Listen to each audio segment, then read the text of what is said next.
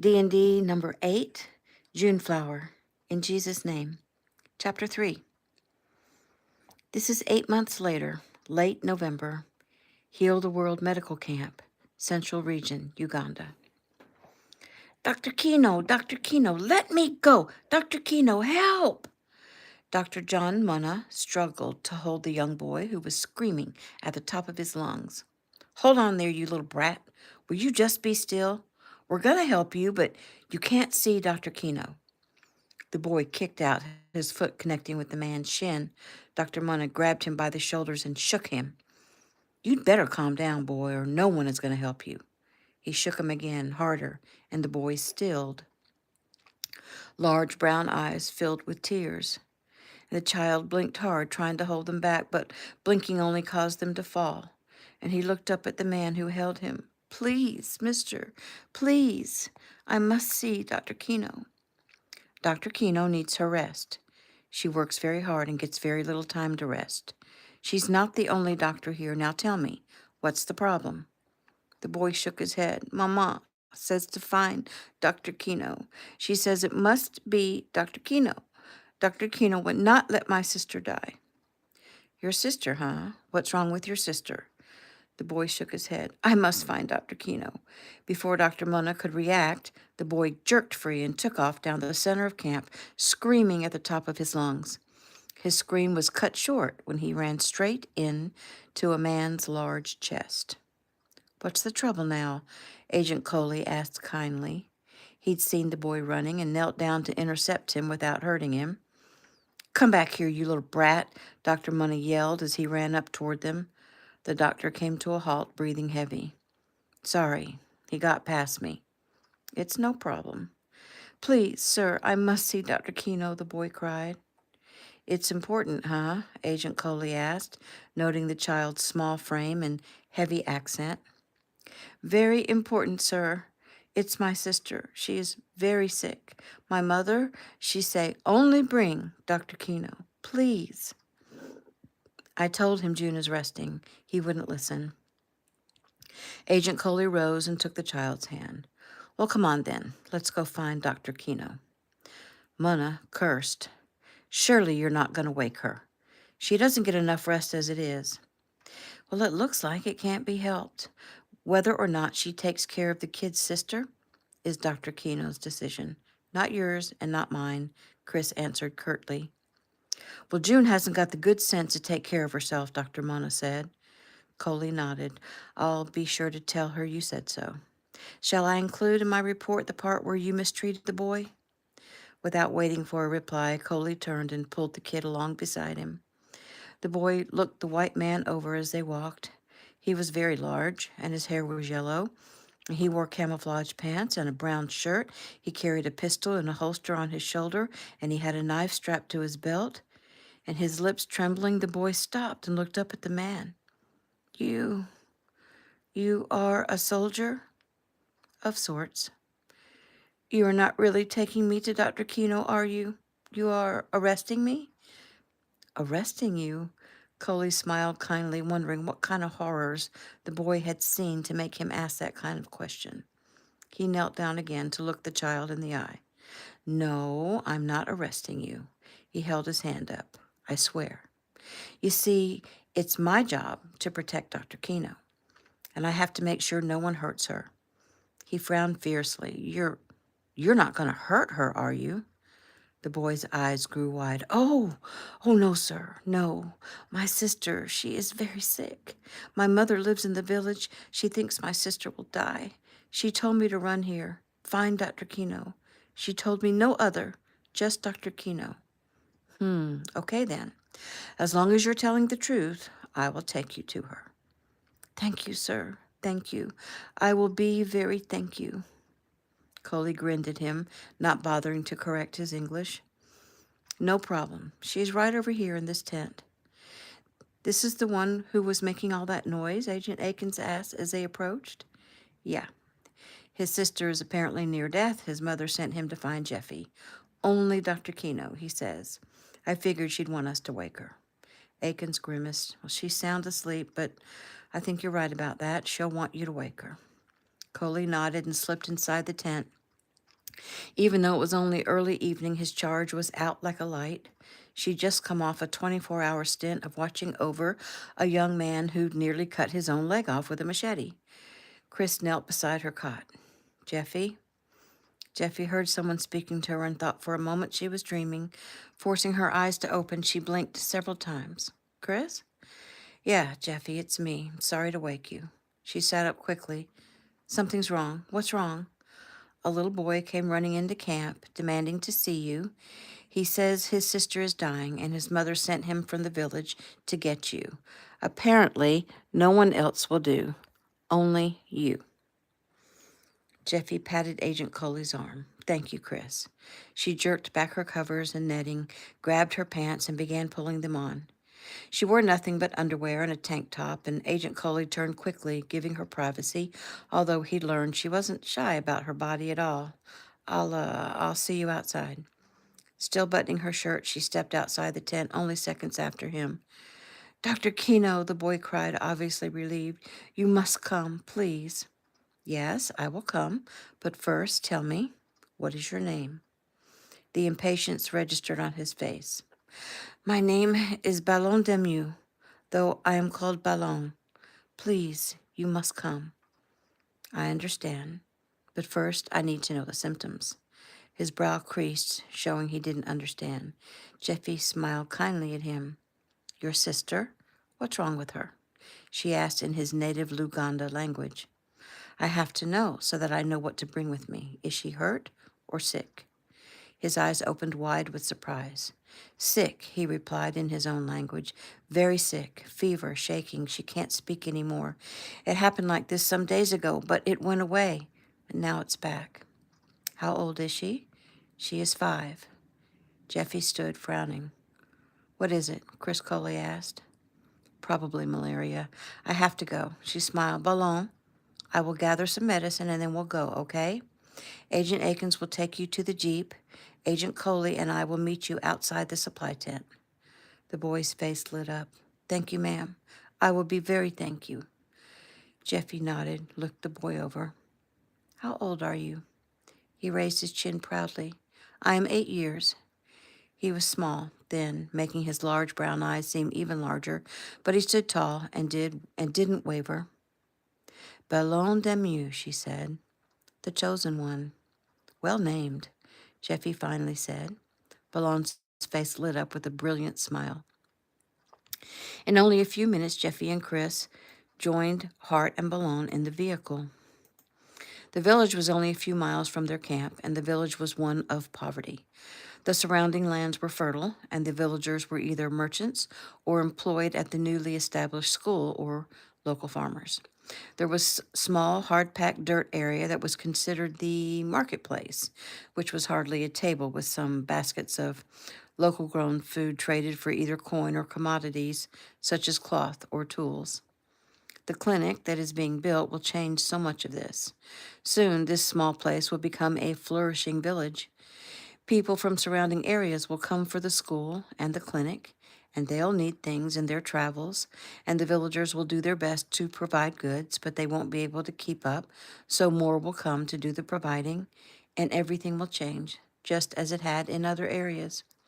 Ballon directed them to the end of a group of small concrete block huts with tin roofs situated in a semicircle. The moment they arrived, Jeffy grabbed her bags. Agent Akins insisted he go inside first to make sure all was as it should be. Clear, he called. Jeffy entered quickly when she heard the panicked words of Ballon's mother. Please, sir, don't hurt us. It's okay, Jeffy said. I'm Dr. Kino. The woman put her hand to her heart in relief. Where is my son? He's helping to get some supplies off the Jeep, Jeffy answered, as her eyes moved over the woman. She wore a blue and white dress, indicative of the teachers at the school. Her hair was closely cropped. Her eyes were large, brown, and hopeful. She was pregnant, maybe 7 or 8 months. It was difficult to tell since the women here show early because they're so thin. My name is Marembe. Jeffy took the woman's hands in hers and nodded. She looked toward the tiny girl curled up on the small bed situated against the wall. If not for the Sweet Sleep organization, who had provided beds for the village, Jeffy knew the child would be laying on a mat on the floor. However, she also knew that Sweet Sleep provided the ever important mosquito netting along with the bedding, and she wondered why there was none. Your daughter is ill? Yes, her name is Sanyu. I have lost 3 children, Dr. Kino. I can't describe to you the pain in my heart. Please, my Sanyu is very sick. Jeffy had a million questions, but pushed them aside to take care of business. Moving forward, she began her examination. Little Sanyu's teeth were chattering. She moaned when Jeffy touched her. It was malaria, Jeffy knew almost immediately, but she took blood to confirm, and when she finished her examination, she turned to Marimbe. Your daughter has malaria. Marimbe nodded as tears ran down her face. It's extremely dangerous for children this young. I would like to take her back to the camp so that I can monitor her. And of course, you can come and stay, and belong too. I would also like to take your blood to make sure you're not infected, since pregnant women are highly vulnerable, and I see no mosquito netting in your home. It was taken. Taken? We came from school one day shortly after we moved here to this village, and it was gone. Jeffy sighed. Back in America, people steal money and jewels and electronics and art and things they deem worth the most money. Here, there was much value in simple mosquito netting. She smiled at Marimbe. Will you come to the medical camp? You will save my daughter? Jeffy nodded. I believe we've caught it in time. Marimbe, where is your husband? She looked down briefly, then back up bravely. He is dead. A security officer shot and killed him when they raided the radio station, where he was a technician, just outside of Kampala. Once my husband was gone, I could find no work, and I met Miss Ohaka, who was looking for women who can read to work in small schools that were being established. Jeffy nodded. Miss Ohaka and I have tried to coordinate many of our relief efforts, placing the new schools and clinics or hospitals in the same areas. She's a good woman. Marimbe nodded in agreement. She has been a godsend for us. When she made me the offer, I packed up our things and followed her, and that's how we came to be here in this village. Still, it has been very hard. On our journey here, we were robbed and lost most of our belongings. I'm so sorry, Marimbe, for the loss of your possessions and for the loss of your husband. When was he killed? Jeffy asked, glancing at the woman's abdomen. Marimbe's hand came up to cover her belly in a protective gesture. It has been only 4 months. He didn't know about the baby. It is his last gift to me. How far along are you in your pregnancy? I'm 5 months. Jeffy frowned. You look much larger. Perhaps it is twins again, she said. Again. Jeffy saw no signs of any other children. You say you've lost 3 children? My eldest, Balon's older brother, died last year when a car swerved onto the side of the road and hit him as he walked from our home to see his father at the radio station. Jeffy watched as large tears gathered in Marimbe's eyes. Reaching out, she took the woman's hand to offer comfort. This small woman had been through so much tragedy. And the other 2, 3 years ago, I gave birth to twin girls. They were so tiny and so beautiful, and their lungs were not fully developed. The doctor at the hospital said their chances were good, and 1 week later, they were dead. I'm so sorry, Jeffy said. Do you believe that I want to help you? You are the only one I believe in, Marimbe said. Everyone knows your name. You are very famous in Uganda. In this village, everyone knows the schools wouldn't be here if your Heal the World Foundation didn't work with and encourage the other organizations to work together. We are so grateful for your help. Jeffy smiled, and I'm grateful to have the means to be able to help. Right now, though, it's you in particular and your little Sanyu that I wish to help. Let's get you and the children to the hospital camp. Jeffy wrapped the thin cover around little Sanyu and scooped her up. Her body was hot, and she trembled violently, and Jeffy pressed her lips to the girl's small forehead. There now, little sweetie. We're going to make you all better. Back at camp, it wasn't long before Jeffy had Sanyu on fluids and medicine, and the child was cleaned and tucked into the small cot with fresh linens. Balaam went with Agent Coley to bed down for the night, and once Jeffy was satisfied that Sanyu was resting comfortably, she turned her attentions on Mirembe. The woman showed no symptoms of malaria. However, Jeffy examined her and told her she too believed she was carrying twins. Mirembe gave Jeffy permission to consult with Dr. Todd, an OBGYN. Dr. Todd was roused and, with his usual congenial behavior, examined and confirmed. He then expressed his concern for Mirembe's diet, for an undernourished mother is more likely to deliver a baby who is nutritionally deprived, which will compromise all of the baby's organs. With twins, the threat is doubled. Jeffy could tell that Mirembe was taken with Dr. Todd's young good looks, just like all the other young women with whom he came in contact. Mirembe promised him she would follow his orders and see him on a regular basis, and she was given a meal and a cot right next to her daughter. Mirembe lay in the tent hospital, watching Dr. Kino take Sonyu's temperature, then tuck the blanket around her daughter as if she were fragile and precious.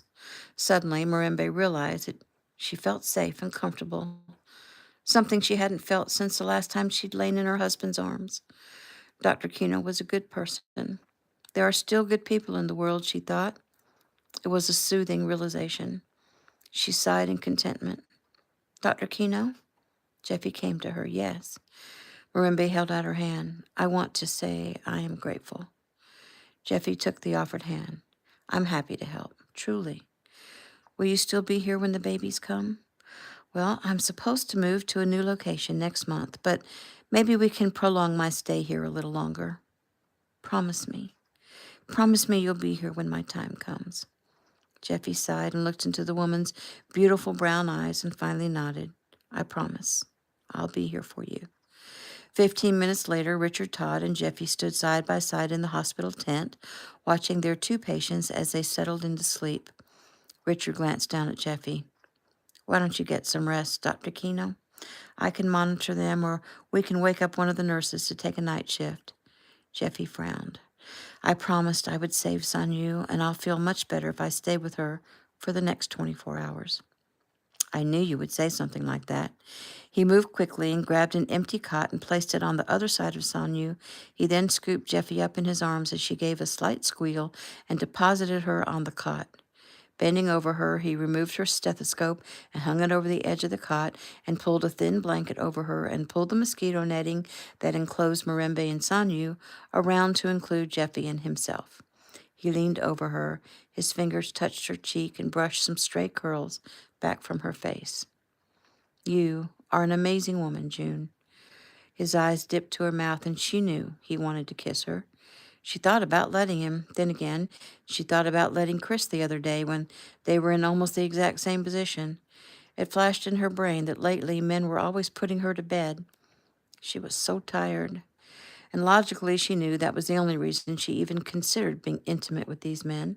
She was craving comfort and release, and it didn't hurt that they were young and strong and kind and cute. Apparently, her stillness must have seemed like an invitation, for Dr. Todd's head lowered and she was too tired to fight. His lips touched hers softly, and she felt her core quicken, her blood pulling, her pulse leap. She had flashes of his hands on her, doing things to her, and she realized that she was reading his mind. What was she doing? She didn't love this man. She liked him as a friend, but certainly not enough to kiss him. Her first encounter with kissing a guy had begun almost as a science experiment that had turned quickly to passion. And as she thought of that first encounter, she gave a soft moan, and it took her a moment to remember that it wasn't Cameron Wallace kissing her, and it never would be again. She pushed Richard away. No, Richard, she said softly. He stilled and looked into her eyes. Are you sure? Yes, I'm sure. I can make you feel very good. And the next time I kneel down to pray, that's what I'll tell God. I'll say, well, I disobeyed your law because I was tired and he said he'd make me feel good. And God would ask me, and do you feel good now? And I would have to tell him that indeed I did not. So you talk to God and he actually talks back to you? Jeffy started to make a smart remark and ask him, doesn't everyone? But realized it was a teaching time. God is real, Richard. And yes, he will talk to you if you take the time to develop a relationship with him. You will begin to recognize his voice. He smiled. Well, maybe I'll give that a try someday. Anyway, just remember, I'm here for you if you need someone to turn to. She sighed. Well, thanks for not forcing the issue, but I just told you I have someone to turn to. He nodded. Get some sleep. I'll try. Good night. She watched him leave the tent and sighed. She never pushed her beliefs on anyone. She and her family had learned that example is the best teacher. Hundreds, probably thousands of people had found God through the examples of her father, the instructors that teach at the Kino studios, through Ameritech and their more than 20,000 employees, and through her own foundation and the Kino challenges. But Dr. Todd wasn't open to it. Oh, well, those who have ears to hear will indeed hear. As Dr. Todd left the tent, Agent Akins nodded at him sternly. The doctor nodded back. He'd briefly forgotten that her bodyguard was standing outside. The man had probably heard or even seen what had just taken place, which was the reason for the stern look. Akins, Dr. Todd said casually, guess I'll go get some rest. You do that, Akins said curtly. Yeah, you do that, Cam thought from his place of hiding. It had been difficult to watch what had just taken place and not intervene. Not that Jeffy needed him to, she could handle herself. Still, to see another man kiss her, well, it was difficult to say the least. He sighed. Very soon, he would reveal himself to her. Grandmaster Kino had said she was on a roll, putting together a model for research that would lead every scientist worth their salt to the correct conclusions. And with the help of those scientists, the work to do away with human disease could indeed be accomplished in their lifetime. Cam knew Jeffy was at the computer typing and researching for hours and hours every day after her shift ended. He didn't want to throw a monkey wrench into her line of thought by showing up in her life and knocking her for a loop. He would soon, though, because not only did he need her, she needed him as well. He was sure of that. New scene. Jeffy felt tiny, gentle fingers stroking her cheek and slowly opened her eyes. The dawn was breaking. She was lying on her side and looking into beautiful brown eyes. Jeffy smiled at the small girl. Hello, she said quietly. Are you an angel? Jeffy laughed softly. No, sweetie, not hardly. I'm a human, just like you.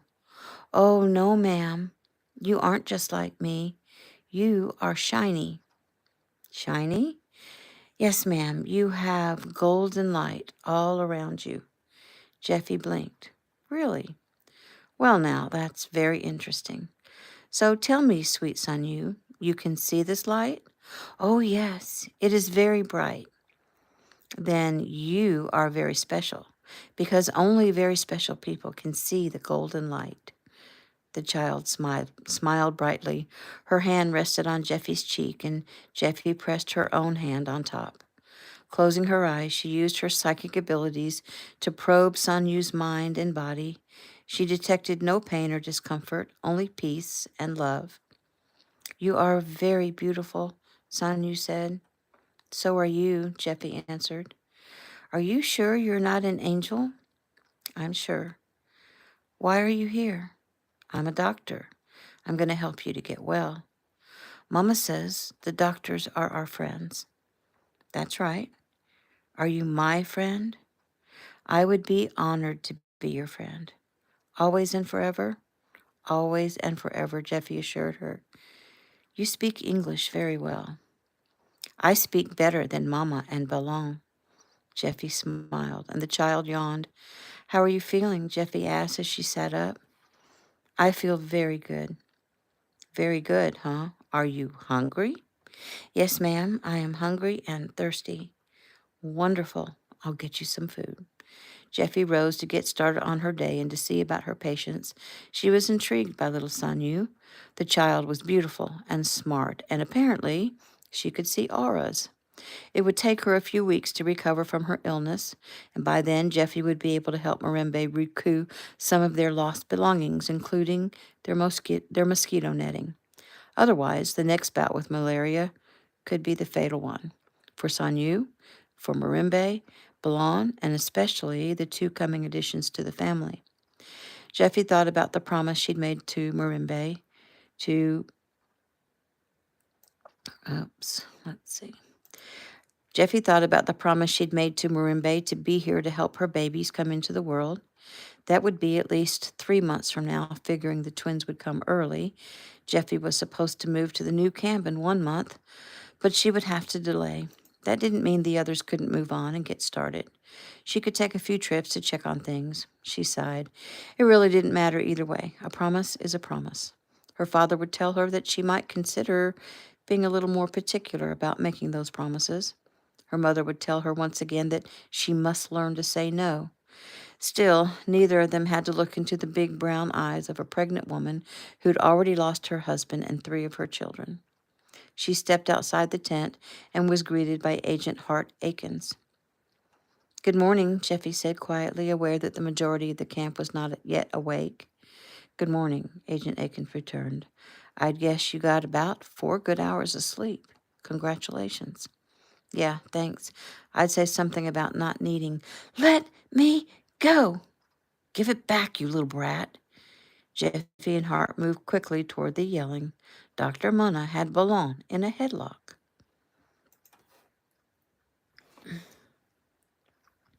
Agent Coley arrived on the scene, shirtless, his pants unbuttoned, and gun in hand.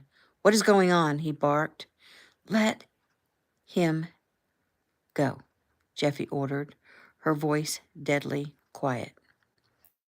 Chris and Hart immediately recognized the Kino trait to become very calm and very quiet when they were the most upset. It was characteristic of Grandmaster Kino, almost everyone he's trained, including Senior Agent Joey Adams, his older brothers Mark Adams, Ricky Kino, and boss man Jason Lee.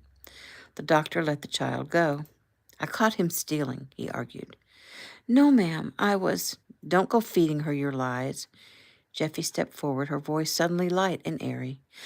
"Oh, now, Dr. Munna, Jim, I so appreciate your stalwartness in watching over things." Both Chris Holey and Hart Akins rolled their eyes. Munna was a jerk, and everyone knew it.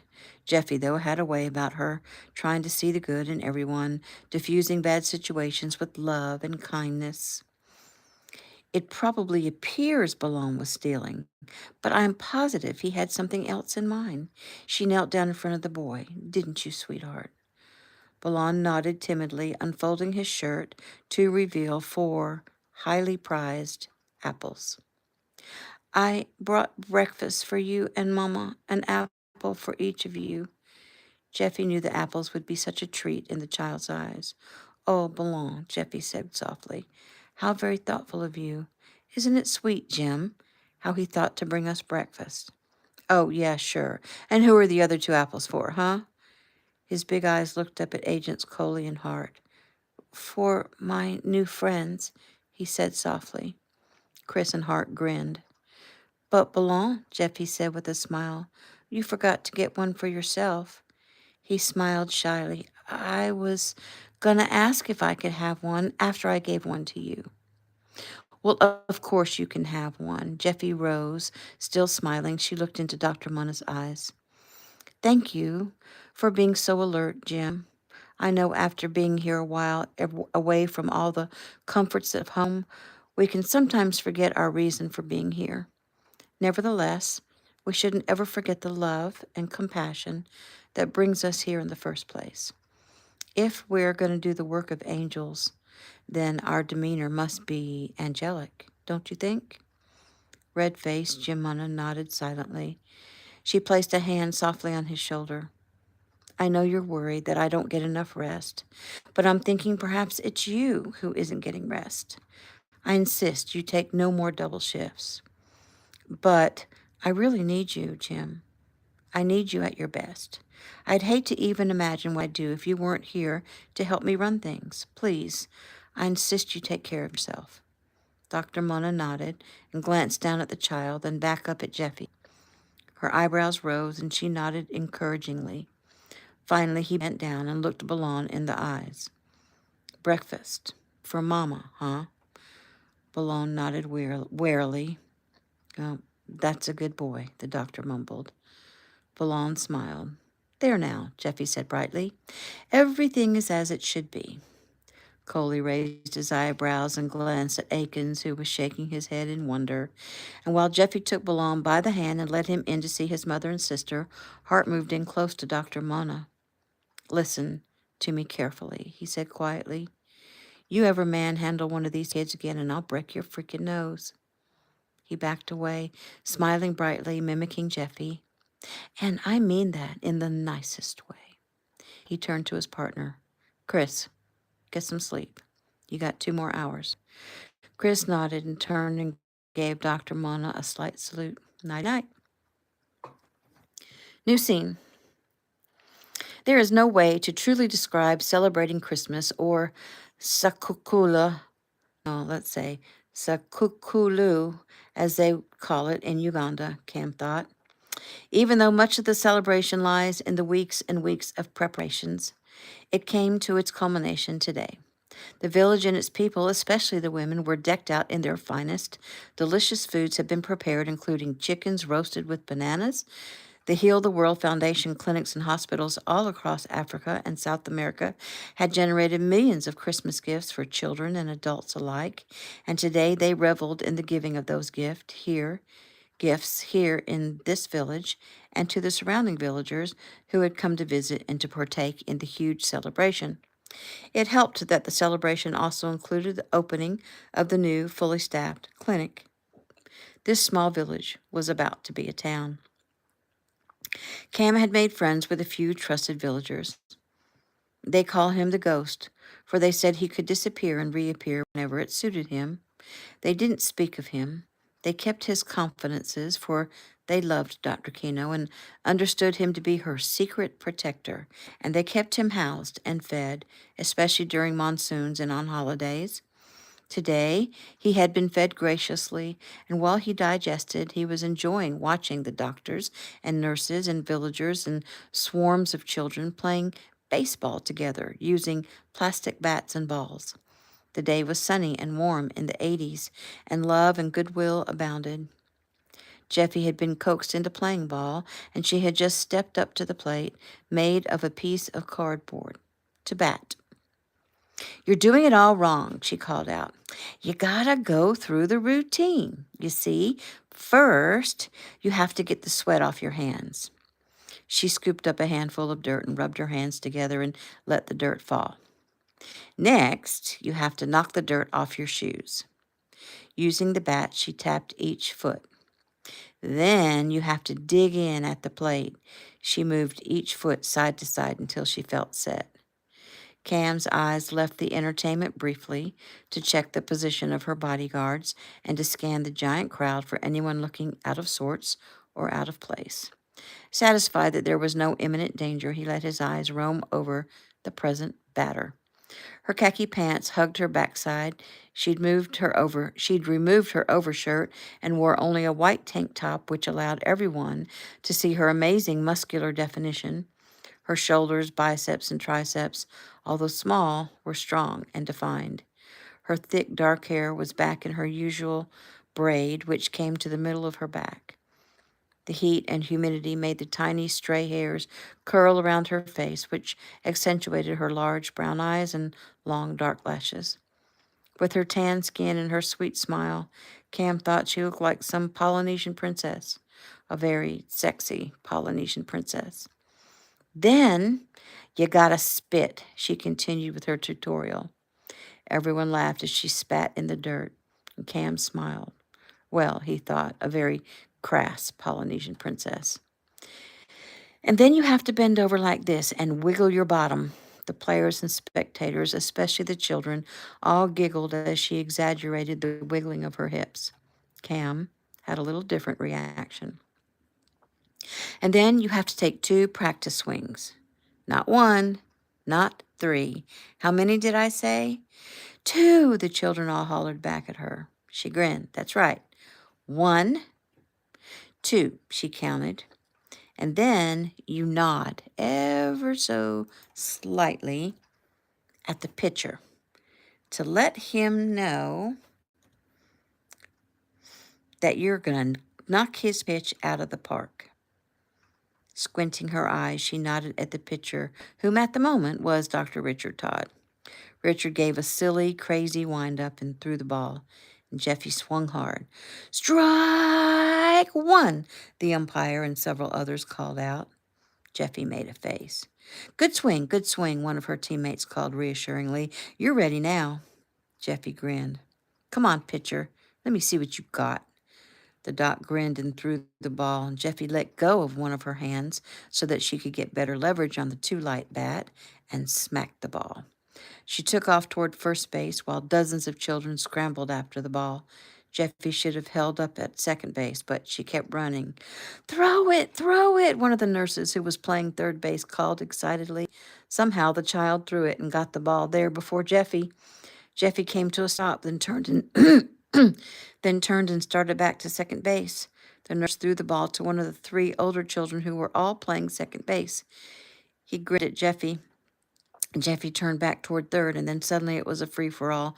Every child on the field converged on Jeffy and wrestled her down to the ground. Cam stood, watched the crowd carefully. Akins and Coley circled around the mound of giggling bodies. They began clearing them away from Jeffy until she struggled to her feet, her face and body dirty and sweaty. "You're out!" the umpire yelled. Hands on hips, Jeffy pouted before she grinned, and a cheer went up for her effort. Cam smiled at Jeffy's antics. She was love personified. She was a child at heart, and she was the woman he loved. She'd ruined him. From that very first night when she was 15 years old and she'd asked him, the experienced guy a year and a half older, to teach her about sex and to make love to her. He hadn't been able to resist. Heck, he'd been a randy teenager and the most beautiful girl he'd ever met was begging him to take her. Her lure had been so potent he'd almost forgotten that she was a member of probably the deadliest family of martial artists on the planet. At first, it had only been about giving her the experience she wanted. While other girls her age were getting their first taste of high school, Jeffy had already been in college, and sex was a major topic. 15 and still a virgin, she decided that in order to understand what she was learning about the physical body, she had to know, had to have the experience. They'd started out in almost a clinical type atmosphere, as Jeffy had compared what was happening to what she'd read in the textbooks.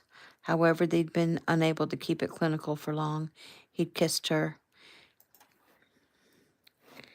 and when things got hot and heavy, he'd rushed to the store to buy condoms. By the time he'd gotten back, she'd come to her senses, and he'd actually realized it, even through the wave of teenage hormones. She'd been willing to go through with it so as not to disappoint him. He was the one who backed off and told her not to worry about it. Feelings took over quickly. Jeffy had been too loving, too sweet, and he had too much respect and admiration for her. And then she'd been kidnapped by Senator Daly's henchmen, and Cam had followed and he'd rescued her, and they'd become bound together forever. Yet as their relationship continued, he began to realize it wouldn't work, not the way things were going. He had nothing to offer.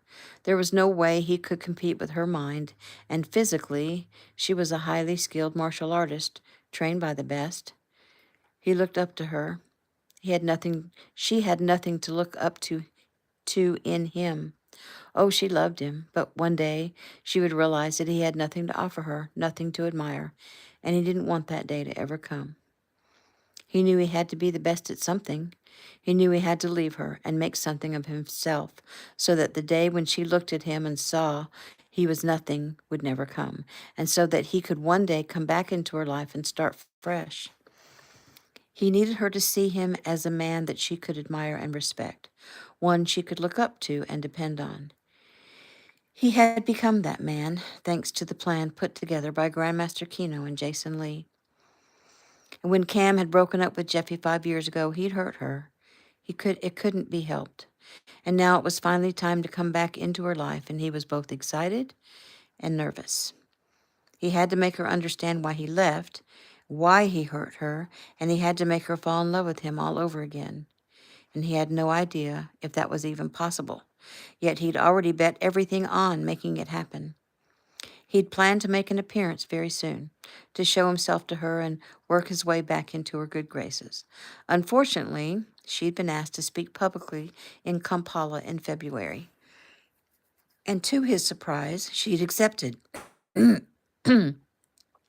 She said it was time to test the waters, to get a reading on the public's expectations of her, and to see if her enemies would be there and or if they would try to take her out again.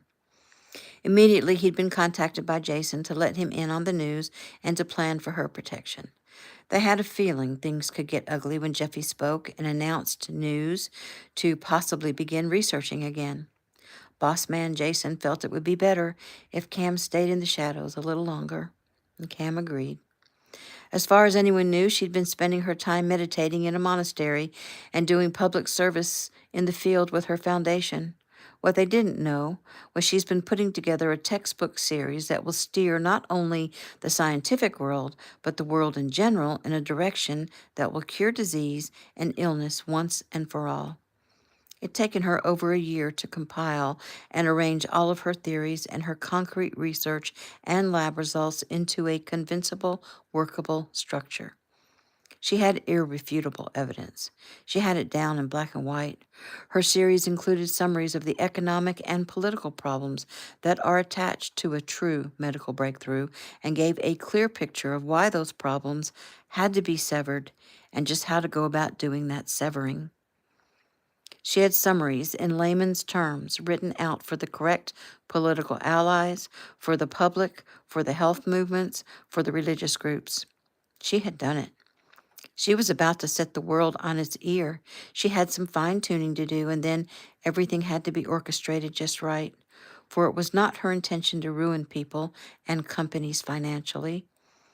Certain people in certain government positions, at heads of pharmaceutical corporations, deans of medicine, will be given a chance to jump on the bandwagon before, just before, the work was presented to the world. If they elect to stay with their business as usual, to stay in the darkness, then their world will come tumbling down. But if they elect to not listen to her with her irrefutable evidence, then they are no better than criminals. Organized crime at its deadliest. Wolves in sheep's clothing who pretend to care about the health and well being of the human race, but are actually more concerned about their bottom line.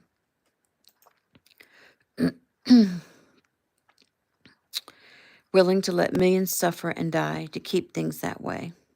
Even worse, willing to manufacture illnesses and get filthy rich on fake vaccines. It was Satan at work, and Jeffy and her family were fully aware of that. Cam had many preparations to make to prepare for the next phase to ensure Jeffy's safety at her public appearance and afterward.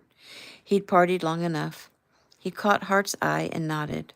Hart gave a slight salute and watched as Cam disappeared into the crowd. New scene. Tilting her face up toward the sun, Jeffy couldn't help but smile.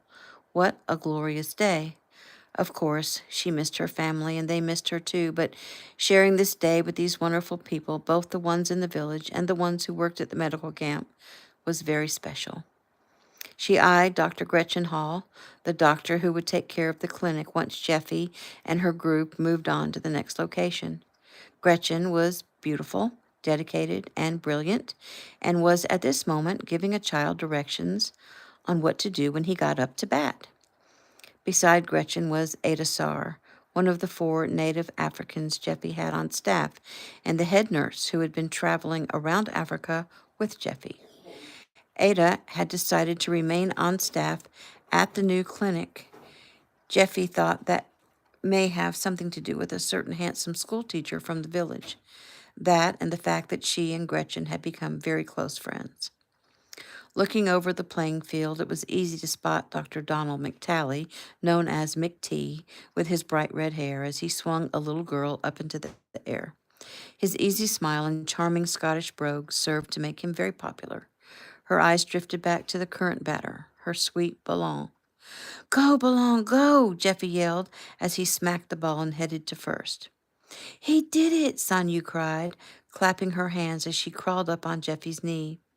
Yes, he did, Jeffy said, pulling her up and nuzzling the girl's neck. It had become second nature. Every time Jeffy sat down, it seemed Sanyu would crawl up in her lap. Jeffy loved Sanyu and Ballon as if they were her own. She loved Marimbe, too, and was very much looking forward to the birth of the twins and to getting Marimbe back on her feet and back to full health. It had only been a month since Jeffy had first met the beautiful family that had captured her heart, but she couldn't imagine not having them in her life. Jeffy glanced over at Marimbe. They'd left her lounging in the shade. She looked hot and uncomfortable and was fanning her face as she spoke to a few of the other women. Shall I bring Mama some water? Jeffy smiled down at Sanyu. It seemed the young girl was in tune with everything Jeffy was thinking. Well, I think that would be wonderful. Sanyu smiled. I will bring her some fruit also. She jumped down from Jeffy's lap, then turned back and put her arm around Jeffy's neck and leaned forward and kissed Jeffy's cheek.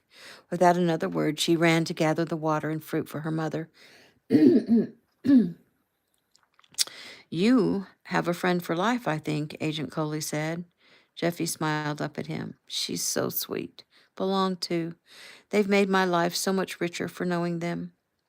What are you going to do when you have to leave them behind? It's going to hurt. I'm going to miss them so much. I wish there was a way to bring them back with me. You know, the whole family. Mom would so love to meet this little family. She'd be right in her element. Chris shrugged. Why can't you? How difficult could it be to transport one small family? Jeffy looked up at him, her eyes taking on a glow. Exactly. Why not? It couldn't hurt to try. I think I'll talk to Marimbe and see what she'd think about visiting us in America. And that is the end of chapter 3.